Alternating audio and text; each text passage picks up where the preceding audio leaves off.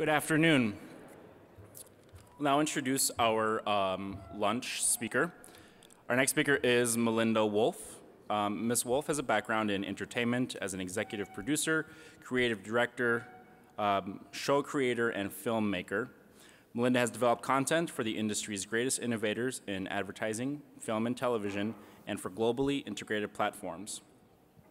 Melinda works with brands, peoples, and projects in developing contribution-based models that work to and through media, technology, and interactive systems that create the greatest solutions and positive social impact and contribution to the betterment for the future of humanity and our planet as a whole, and that create real-world impact for those in need.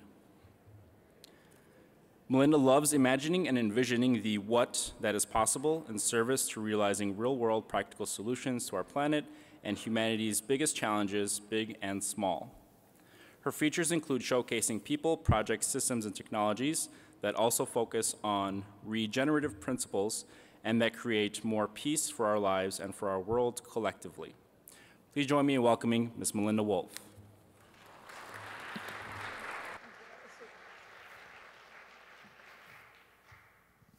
Hello, everyone. Have you guys been having a good time today? I've heard the conversations were really impressive, so it's really my pleasure to be here with you guys today. It's really interesting to hear someone read your bio.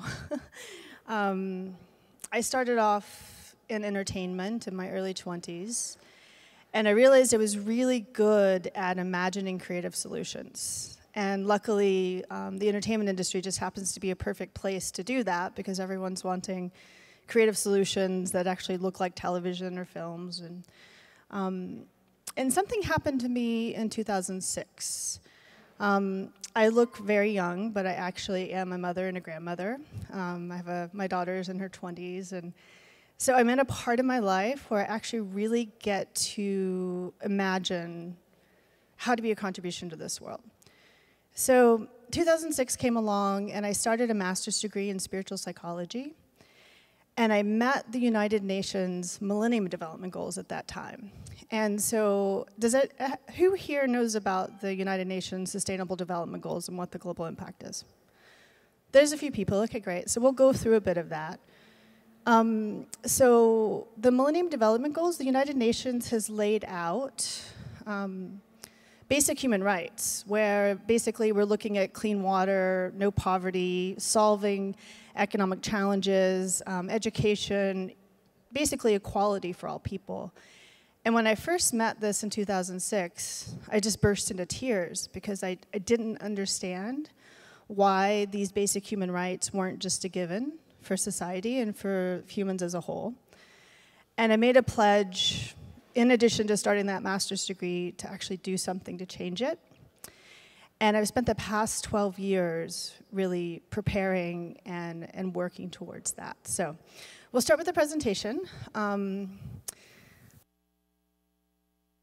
Hello? Okay, it's back. My organization is called Future of Humanity. And I did that because when you hear people give speeches about social impact and solutions, they always end with the talk for the future of humanity. And it just made me laugh. I was like, that's fantastic. I should grab that and use it as a name because we're really looking at what we want our future to be. It's also dropped me into looking at solutions, using media, but also emerging technologies, which blockchain is one of them, and I know that's what we're here to talk about today, as really how can they contribute to these solutions.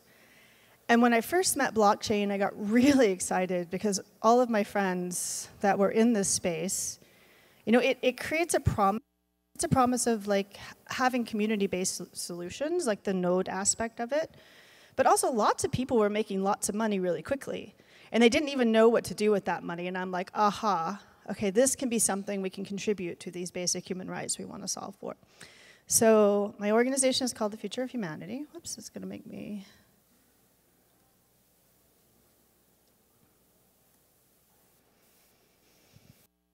And going in and out, I don't know if it's because I'm close to that or... We're talking today about the United Nations and the Sustainable Development Goals.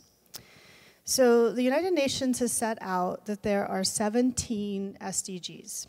And I'll just read them to you a little bit so you get a sense of what they stand for.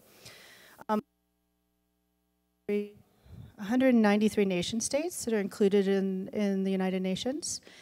And the way the UN works is basically all 193 nation states get behind whatever the global goals and what the initiatives are.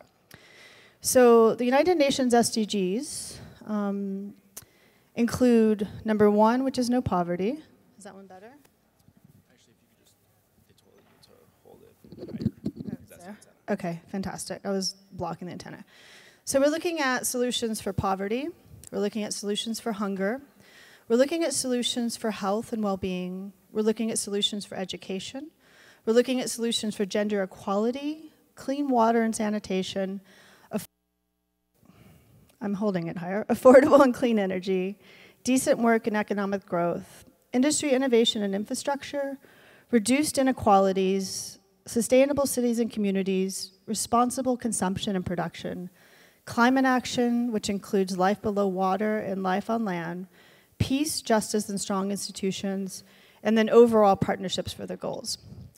So, you know, there's been 30 years of development that's gone into this space. You know, before the MDGs, which started in 2000, there was a 15-year movement for about half of these goals. And so they took time before the year 2000 with the millennia coming and really developed what they thought the global goals would be. And then after 13 years of applying those goals globally, the 8 goals, all 193 nation states reassessed what they thought the solutions were and reassessed what they thought the impact was and really looking at for what the next 15 years would be to adopt. So they adopt these SDGs. My proposal, the first time I saw these, is these are basic human rights. Why are these our goals? This needs to be a given.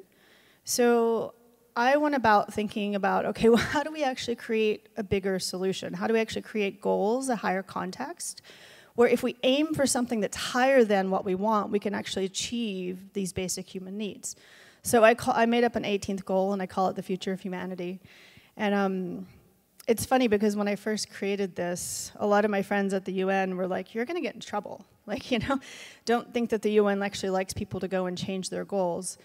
And then in December, I actually got a phone call from the United Nations, and not only did they love it, they wanted to know if I would help them creative direct, which is what my past life was, solutions for these goals in a way that it could actually reach people. Like really thinking about how do we communicate what the goals are and actually set this context. So they loved it, and we're in the process of actually setting up a campaign around the future of humanity. So what does that look like? You'll see this wheel is actually the way the goals are actually represented more efficiently. Okay, so now we get to blockchain. In January, we actually hosted a series of events during the World Economic Forum that I called Technology for Humanity. Being that I've been working with blockchain companies and helping develop ICOs and just advising ICOs that want to go to market and really trying to pair ICOs, whether they're existing and they're coming into market, into a way of actually claiming these solutions, because most companies actually connect to one of the goals without even trying, right? You know, there's one project that I'll show you a little bit more about in a few minutes called Universal Health AI, and it's basically looking at predictive health on blockchain and using AI to do the predictive health, but it automatically pairs with SDG 3. So during World Economic Forum, I actually got so many phone calls in November and December with people looking for speakers on blockchain and cryptocurrency that I realized that everybody was going to be there representing finance and business, and it was a perfect opportunity to introduce on a global stage what we can do with social impact around blockchain and emerging technologies. So Woolf was actually, Professor Call was there. I've 5 days worth of content across the World Economic Forum in a blizzard with, it was an adventure for sure. We had almost 3 meters of snow.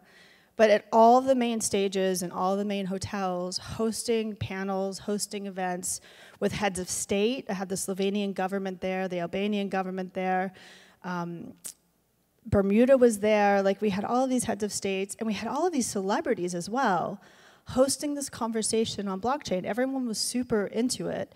We had events at Consensus where we talked about this. We had events at Emphasis, which is one of the biggest data companies.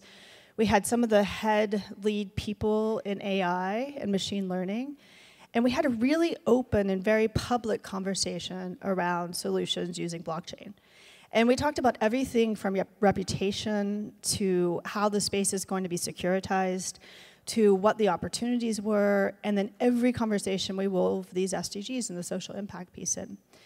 And one of the highlights for me of that event was really at the Emphasis space. Emphasis is big data, and they're very, very, very big data, big ideas. And we went from their VP of technology thinking of serving humanity as an afterthought. He was like, oh, okay, well, of course, anything we do with technology, anything we can do with data, we can just apply it to humanity. And I said, well, what if you reverse that a little bit? Like, why do we have data and why do we have technology anyway if it doesn't serve humanity? Shouldn't it be driven by that? So really, like, what are the solutions that serve people, and what is it that we need so technology is not out on a leading edge doing something just because we can. We know that saying that says, just because you can, should you, right? But really using all of that data set and their global reach to think about what is actually needed in service to humanity. What do people want? What do people need, both in developed and undeveloped countries? So that was one of the highlights for me. Is I feel like he flipped a switch, and we left out of there with him having projects that he was going to implement through Emphasis. So even though that was a really crazy ride, and I'll tell you more about it, it felt very successful, and I felt like we actually accomplished something to hosting this conversation. So for me, when we think about technology, I've been thinking about, Sustainable Development Goals, SDGs for short. What is it that's needed instead of just individual projects? Like, how do we actually bring people together to educate them about what's possible in this space? So a fraction of the people in the room knew about the SDGs, and the United Nations is very good at their shortcuts. So most of the time if you're around the UN and people speak a language, you have no idea what they're saying. It's like UNGA and SDG and UCICE and just like, what are these people talking about? However, the SDGs is one that I feel like we really should adopt because it's short, it's easy, it's catchy, people can get it. So really thinking about products that can aggregate together people, resources, time, money, in a way that can actually be applied to something. So back to the blockchain space. All of these cryptocurrencies are launching, all of these ICOs are launching. How do we aggregate those together in a way that it makes it a no-brainer and really easy for these projects to actually make a contribution? So we have been developing 3 things specifically that do just that.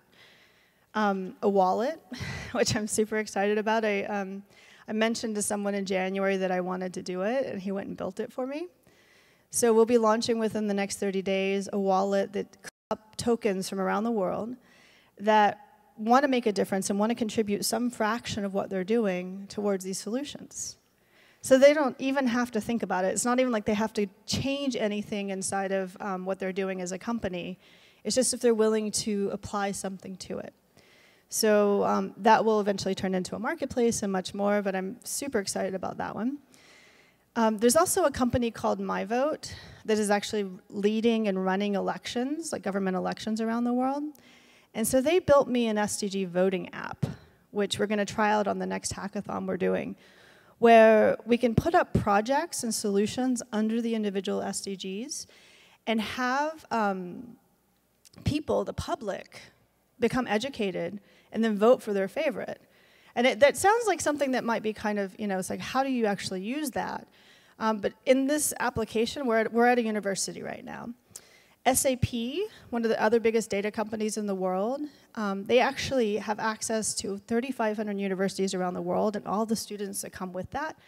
And they are 1,000,000% supportive of the SDGs. So we're getting ready to launch this voting app out to their entire population with projects that we're going to put forward under blockchain and other technologies and other just SDG projects.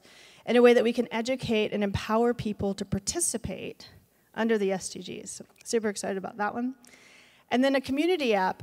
So all of this started for me last year, just really, how do we actually apply this? How do I actually get into action and actually create something? I was working with a group of MIT physicists, really looking at setting goals for climate restoration. And when I met this group of physicists, they told me that they wanted to set a goal of 300 parts per million by 2050 of CO2. Actually, they said to me they're looking at what the CO2 level should be and what should be the temperature, around the planet should be. And I said, well, how are you going about that? And they said, oh, we're having meetings at MIT. And I'm like, is it just physicists? And they're like, yes. And I'm like, do you have anyone in the media as a part of it? Or like, how are you getting it out to the world? And they're like, oh, no, we're just having meetings and then the university's gonna put it out. And I said, okay, I'm coming with you. And so I went to a meeting last year at MIT, and I was shocked. Stepping into this room of some of the brightest people in the world, I was relieved to know when we talk about CO2 and lowering CO2, so who knows what's happening in the world with like CO2? Okay, so our basic, I'll just give you a little education, because this was shocking to me, and I didn't realize how upset I was about it until I stepped into the room with these people that could solve it. So our current CO2 levels are at 407 parts per million. The highest the planet has survived for any period of time has been less than 300 parts per million. And the assumed goal was 350 parts per million by Paul Hawken, and some of those guys had said it, the Project Drawdown, and it's been really big in the New York Best Time Seller. That gives us a 50-50 chance of survival as a species. I'm like, that is not good enough, right? Like, why are we, once again with these goals, why are we aiming for 350 if it needs to be below 300? We might as well aim for the goal we want, and even if we don't make it, then we have a better shot of actually getting there, so. So I stepped into the room at MIT and was really hearing all these amazing smart scientists and physicists talk about, they have the solutions for CO2. It's no problem, they've known how to do it since the 1980s. Temperature, on the other hand, is much more complicated. So we didn't even open that one yet. We just stuck with CO2 and set a goal we thought we could achieve. And so they know how to do it. And I said, well, why aren't we working towards it? And they said, well, no one's given us permission. In the science community, they don't work outside a box, or barely outside of a box, because everyone publishes together, and if you're outside the box, then your thought is kooky, and you can't publish. And I said, okay, well, who gives you permission? And they said, oh, the university. I'm like, okay, so we had a meeting set up with the university to see if they would get behind our goal that we wanted to set. And the university's like, that is a brilliant idea. I'm like, okay, well, can we look at, the scientists need permission. Can you give permission? And they're like, we can't just give permission. I'm like, okay, well, who gives you permission? They said, we need it to be set as policy. And then that's when the aha went off to me, and I'm like, okay, I work with the UN. I have been working with the UN for 12 years. Maybe the United Nations can set policy so that the MIT physicists, MIT can actually have permission. They give the scientists and physicists permission. And so I went to the UN, to the SDG office, and to the Secretary General's office, and I said, well, you know, we need to set policy so that we can have a new goal of 300 parts per million by 2050. And they said, that's an incredible idea. I'm like, great. And I'm like, how do we go about setting policy? And they're like, we can't just set policy. And I'm like, okay, who sets policy, right? I'm just like backing this out, right? This is my strategic executive producer thinking of like, okay, if you want to have a goal, how do you get there? And so they said, well, our nation states set policy. I said, okay, how do we set policy with the nation states? And so that looks like setting conferences, signing treaties with the nation states, and getting a majority or getting a one-third vote on the floor, and then they can start to set policy. So that, we're still in the process of actually having the policy set, but since June last year, we now have 2 meetings this year with the Vatican. So we launched climate restoration at the UN in September and claimed it, announced it during the United Nations General Assembly Peace Week. And now we have a meeting in April at the Vatican and a meeting in November with the Pope, with like 100 leaders from around the world to really claim this as a goal. And you know, the Pope has the biggest audience in the world. You reach, the Catholic Church gets behind something and they're really supporting environmental causes. You've got a large percentage of the planet. So I claim that as successful, and it just gave me enough motivation to be like, okay, what's next? Like, we were looking at blockchain solutions for climate restoration. We've been building things, blockchain solutions as a part of how we fund projects for climate restoration. And then the World Economic Forum came up. And I had just enough lift off of that crazy success with the UN to really want to go for it at the World Economic Forum. And how many of you have been to WEF? A few people. Okay, so the World Economic Forum, 2,500 people drop into this little village in Davos. It's one of the most controlled and chaotic places in the world ever, because you have all these extra people that drop in.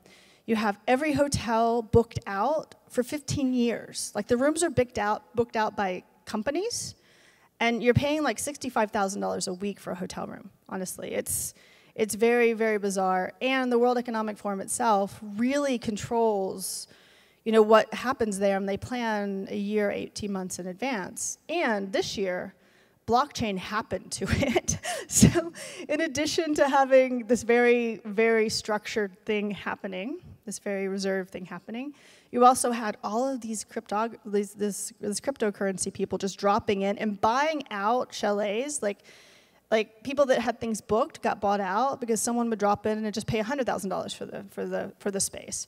So it was totally organized chaos, and it became a statement that this is heading towards mass adoption. There's no turning back the clock on this one.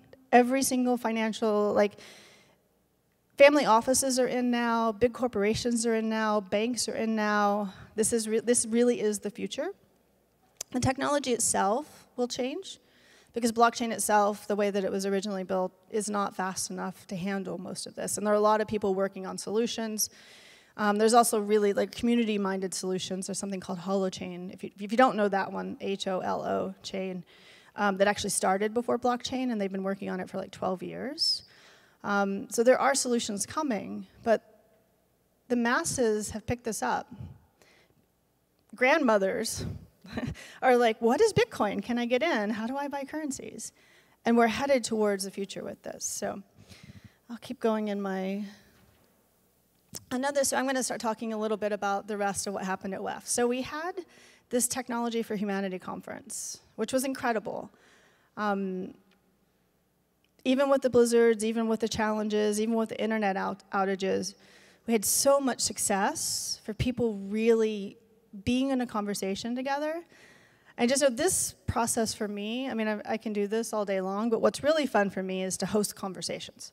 Right, to really get to hear what people think and what people feel and what people have to say around this space, because this is a collaborative model. This is not me, not you. It's how we come together.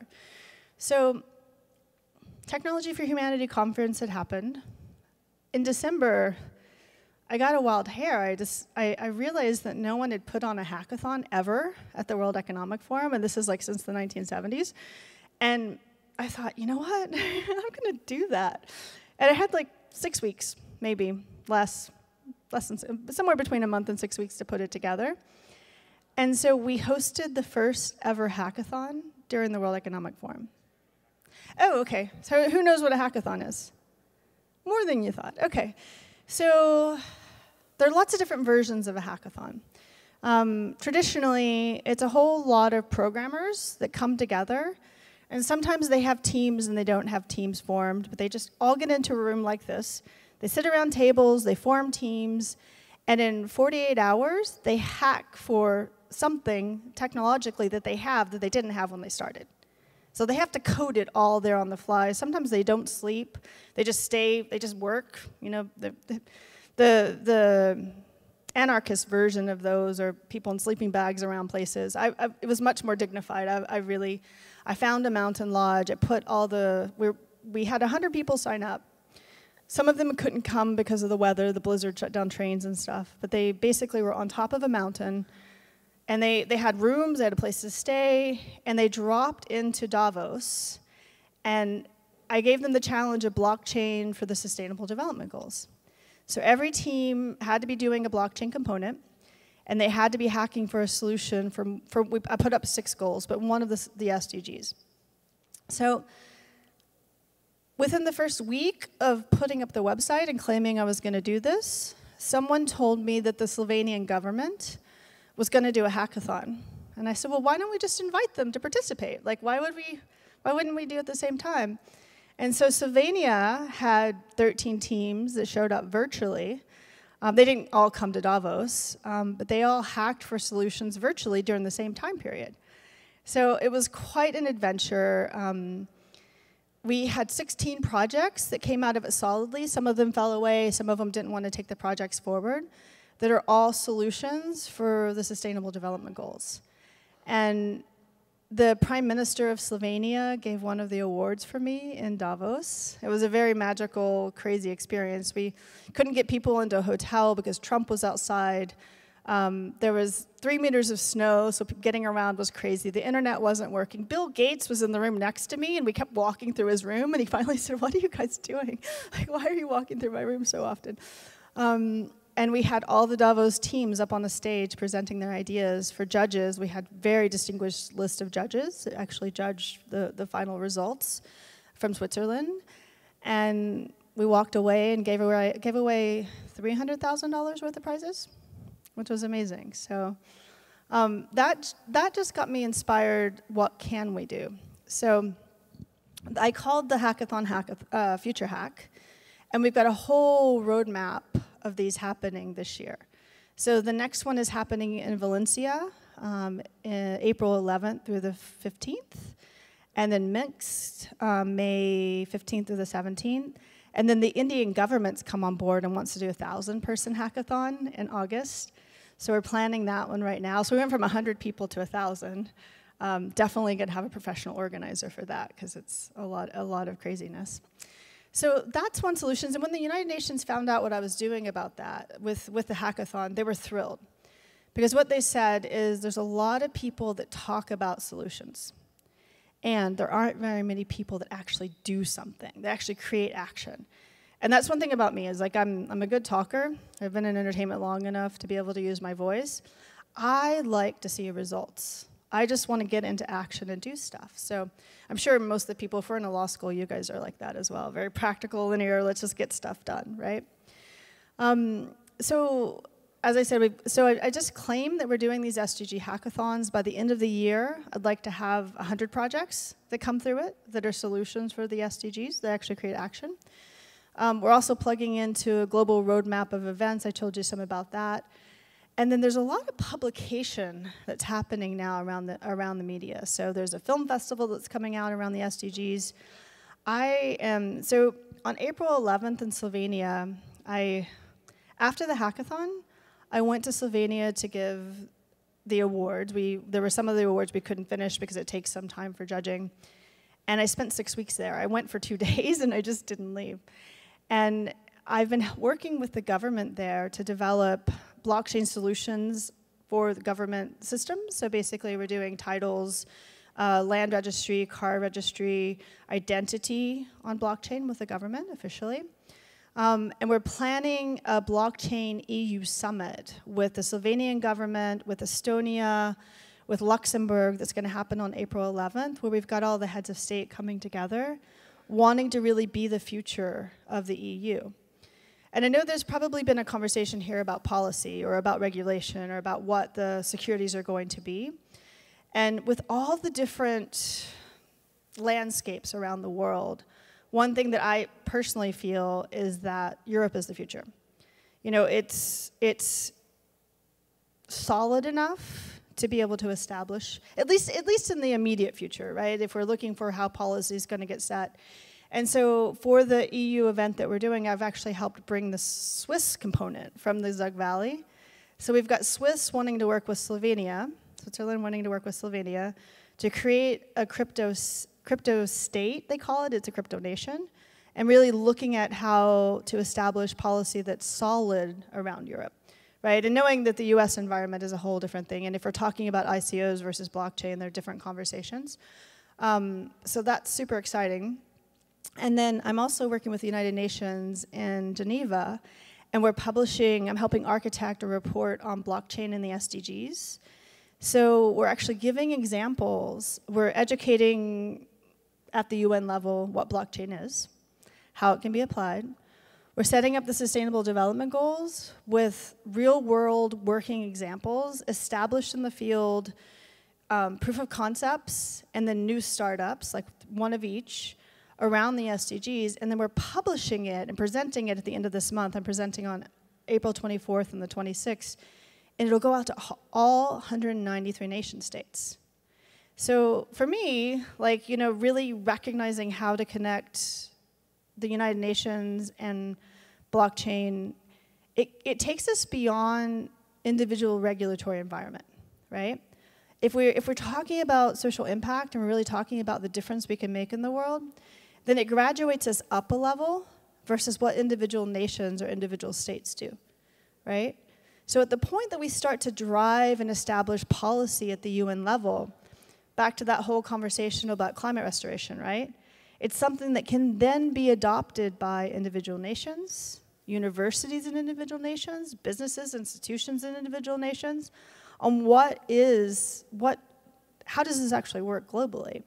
So this is, if I would have imagined a few years ago when I got into this, like my dream come true, it's really the paper that we're working on right now, and the projects we're getting to put forward that do a great job of balancing the technology and the financial inclusion along with these solutions. So that's super, super exciting, and I feel like a little kid jumping up and down on that one. I also publish in ICO Crowd, which is a crypto magazine, a Blockchain for Humanity column.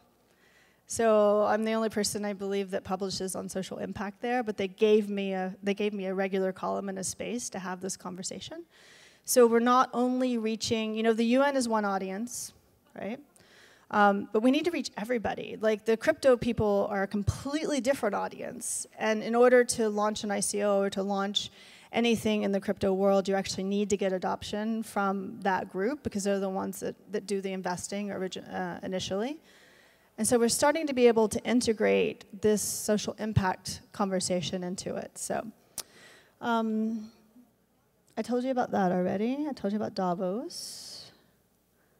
So the challenges for the hackathon, I picked 6 just because part of my point with this is being able, a hackathon is something fun, but it helps us reach technologists, right? It helps us educate people that wouldn't know about the Sustainable Development Goals. So I'm also going into a lot of hackathons where people are hacking for things that they just want to do, and actually educating programmers into what the SDGs are and how they might make a difference, and just having that conversation with them. So I'll just take a minute to talk about three examples. And I told you about Universal Health AI. This one applies to good health and well-being, and it won the overall Davos prize of $125,000 this year. And it really is putting health records on the blockchain. We've got a project that's coming out to impact people in the refugee crisis with their health records as identity. And then it takes all of that information and creates predictive health for people. And Quang Vu, who leads this one, actually has worked for Kaiser. So, you know, he's been in healthcare for 20 years. So I know it's not a crypto project. It'll be a super solid tech solutions-based project. This is another project that's after my heart called Leader of Light. And this one is already in 35 countries. They basically build solar paneled lighting and take it into villages that have no power. And then because of that, because of the power, then they give micro loans to women to actually start businesses. And they set up local networks so people can connect there.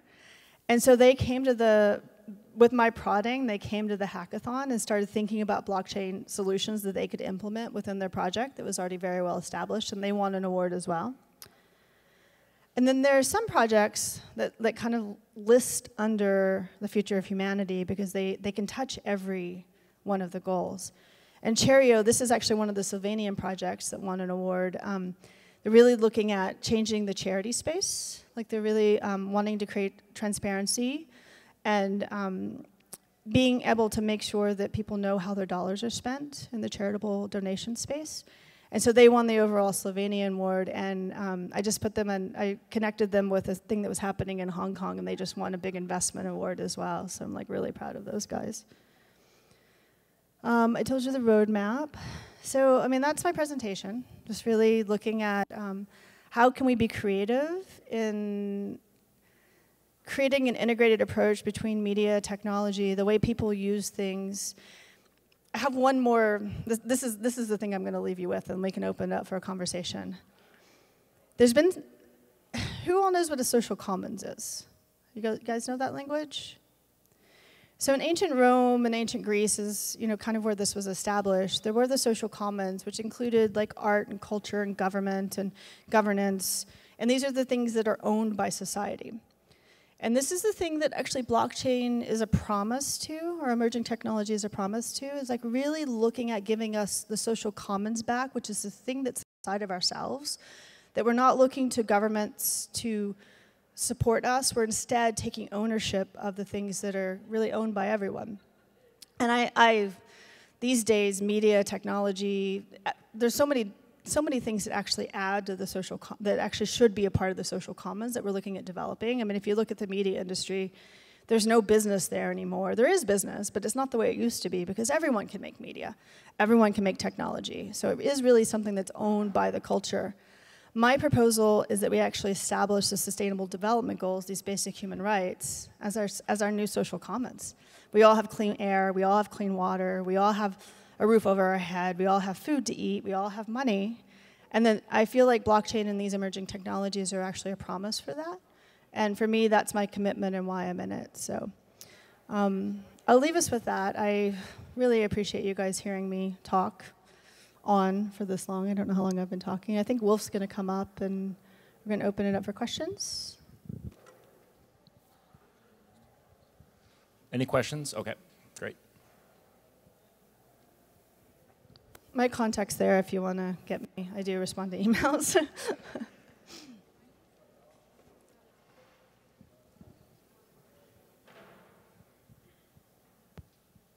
Hi, thank you so much. Dan Dash, third-year student here, about to graduate.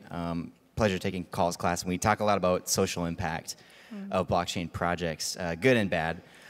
I'm curious, what's your opinion on the crypto rebuild in Puerto Rico, and in general, the theme of taking human tragedy and disaster sites as sandboxing for development?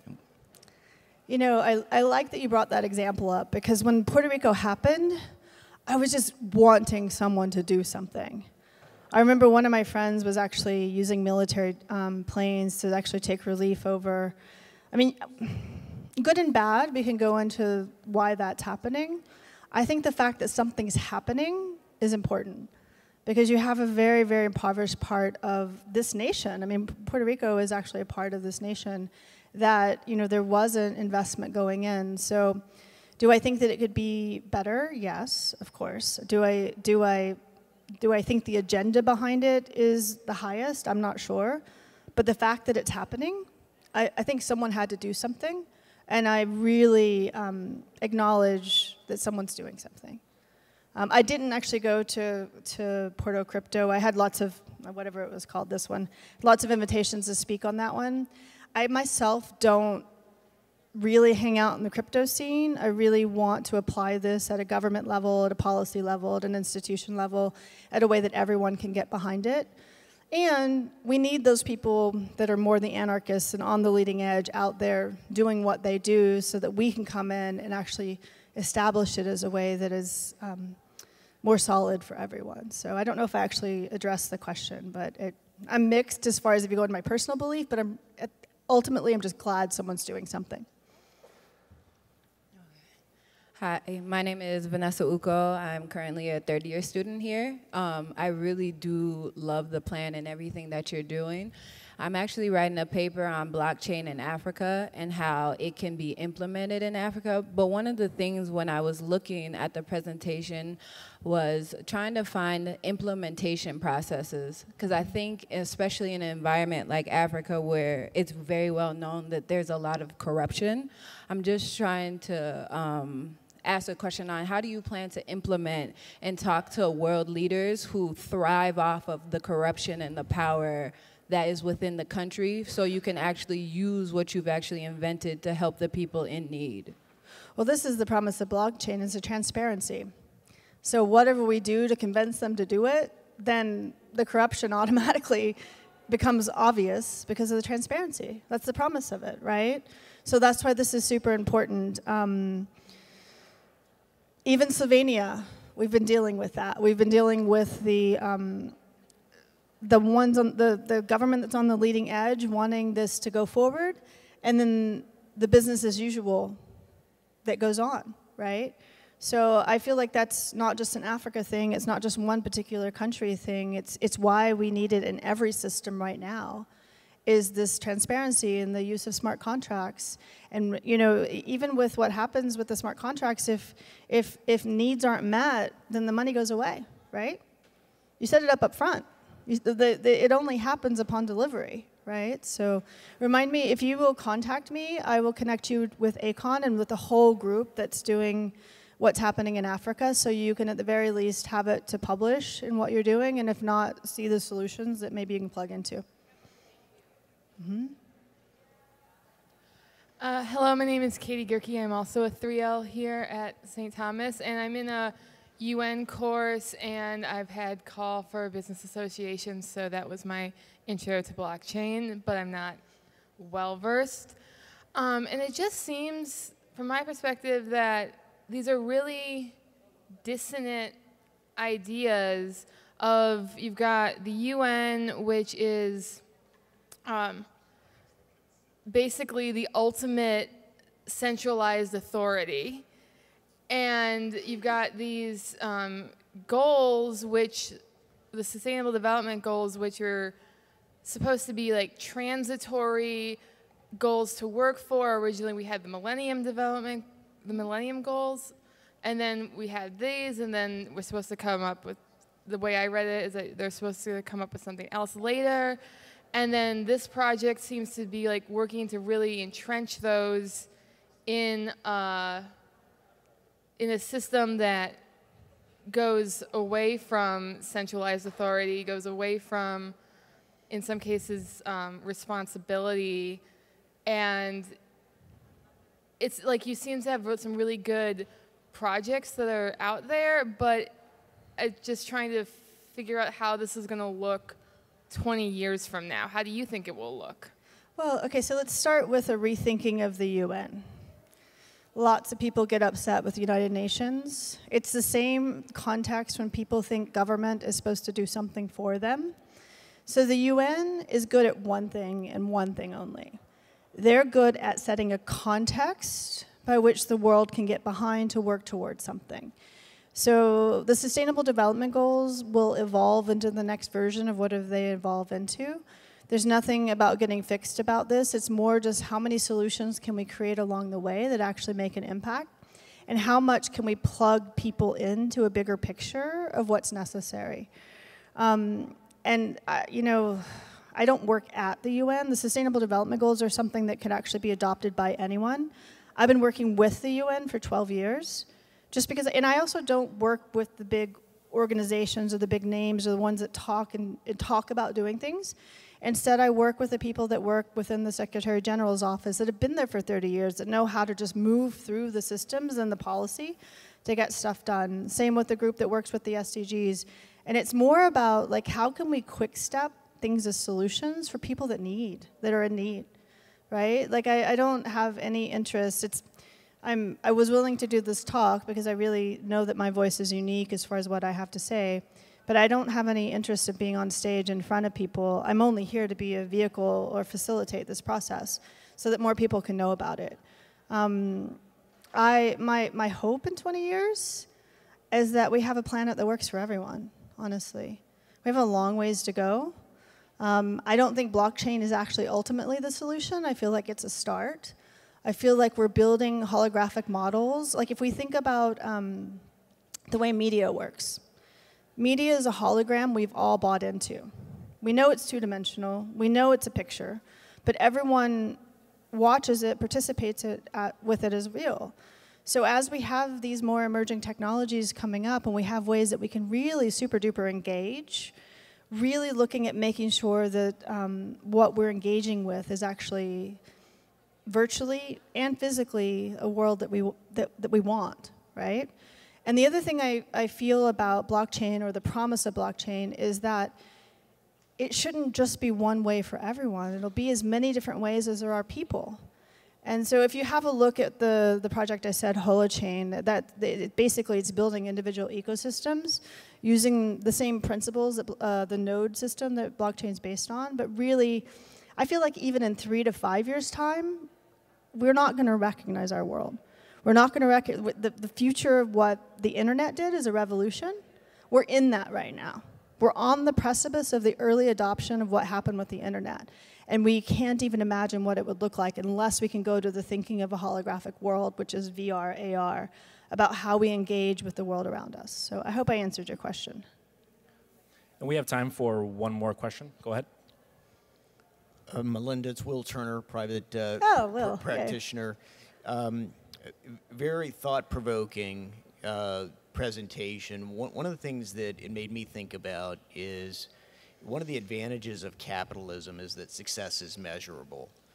But the premise of capitalism is that personal success drives us to create social good, so the invisible hand theory. As we think about what we can accomplish with blockchain at a more fundamental level, looking to accomplish SDGs, not necessarily in the context of capitalism, what are ways to think about how to measure success when we don't have the capitalist rubric to help us? Well, let's just start with what's good about capitalism is success. People are driven by money, by having a lifestyle they want, by participating in a marketplace. I'm all about people thriving on all levels. I feel like if we can move away from a financial system that's based just on money, and we can move into community models where we're actually looking at the other social aspects, this is why I brought up the context of the social commons, where how we live our life and how we engage with one another is more collaborative and collective. And so what's amazing about the blockchain space is, and I apologize if I just assumed everyone here knew a lot about it. I was just speaking as if we understand the transparency that's available. People work together. Every person adopts their piece of the solution, whether it's about sustainable development goals or whether it's about it's a financial reward. Everyone adopts their piece, and they get really good at their piece, and they know, because of the transparency and because of the validation that happens within it, that they can collaborate together, because trust is a given. When you have transparency, you don't have to trust one another, because you can see that you can trust one another. So when trust is established through transparency, people can actually not need to fight for their piece. They can work towards their piece. And they can put those pieces together. Like, there's an analogy that some of the crypto people use, which is they're kind of like Burning Man or burners. Like, they all have their backpacks, and they put them out on a table, and then they see what they can put together, because they all have parts that are a piece of a solution. And this works in capitalism. This works in any system. Because when I have something and you have something, we have more, right? So the established trust, the established reputation, which you'll hear more about this afternoon, and the transparency actually creates a marketplace, or it creates a community collaborative model where we have infinitely more because we put our resources together versus fighting for them. Okay, thanks everybody, great questions. Thank you, Melinda, this was wonderful. Quick applause. Yeah, thanks.